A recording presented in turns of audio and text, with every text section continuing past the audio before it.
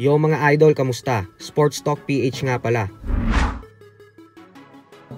Ang paliwanag ni Pacquiao, pag-usapan natin yan mga idol. Ngunit bago ang lahat ay huwag kakalimutang mag-subscribe at i-click ang notification bell button for more sports talk. So hindi nga po natin maikakaila na madaming nagtataka kung bakit sa kabila ng edad na 46 anyos ng ating pambansang kamauman ni Pacquiao ay patuloy pa din itong lumalaban sa ibabaw ng lona. Madaming kritiko din ang nagsasabi na marahil umano naghihirap na si Pacquiao at naubos umano ang pera nito sa nagdaang eleksyon kaya napipilitan na lang itong lumaban ulit. Nang sa ganun ay mabawi nito ang mga nagastos niya sa kampanya. Subalit sa katunayan po ay napakalabong maubos ng bilyones ng ating pambansang kamao. At sa interview po sa kanya ay sinabi niya na ang tunay na dahilan kung bakit hanggang ngayon ay nagbo-boxing pa din siya. Paliwanag po ni Pacquiao na ito lang daw kasi ang pwede niyang maiwan na legasiya para sa sambayan ng Pilipino upang maging masaya sila. Kaya naman lalaban daw talaga siya ulit hanggang sa makakaya niya.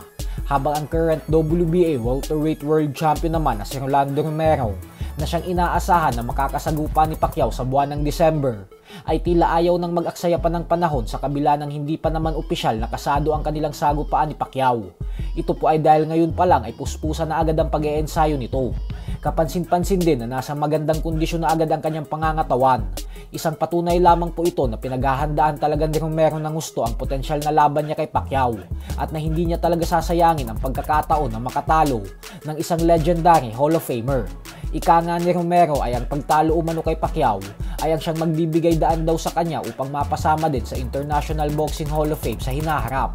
Sa kasalukuyan po ay nakikipagnegosasyon na ang MP Promotions President Sean Gibbon sa kampo ni Romero. Kaya naman asahan po natin na sa buwan ng September ay lalabas na ang balita patungkol sa susunod na laban ng nag-iisang 8th Division World Champion ng boxing. Sa kabilang banda naman mga idol ay tila pinag-iinitan nga po ngayon ng World Boxing Organization ang current Unified Light Heavyweight World Champion Dimitri Bivol. Kung atin po kasing matatandaan ay nitong nakalipas na linggo lamang ay ibinunyag ni Bivol na sumailalim siya sa isang operasyon nang dahil sa mahigit 10 taon niya na umanong iniindang back injury na siyang dahilan kung bakit hindi niya nagawang maikasa ang kanilang pangatlong laban ni Arthur Beterbiev. Dahil dyan ay nagpadala ng sulat ang WBO kay Bivol kung saan sinasabi dito na binibigyan daw nila ng 10 araw si Bivol para magpadala ng sulat, eksplanasyon at certification ng kanyang injury na tunay talaga na sumailalim siya sa operasyon. Bukod dyan ay kailangan din daw ipakita ni Bivol ang opinyon ng mga doktor sa kanya kung gaano katagal siyang mawawala at ang recovery process. Kapag umano lumipas ang 10 araw na hindi ito magawa ni Bivol, ay agad nilang tatanggalin ang titulong pinanghahawakan nito. Bagay naman na nakikita ng madaming fans bilang bias na galaw ng WBO. Kasi kung si Canelo daw ang nasa sitwasyon na ganito ay paniguradong maiintindihan ng WBO ang nangyari at hindi sila magbabalak na magbanta ng ganito. So hanggang dito na lang po muna tayo mga idol.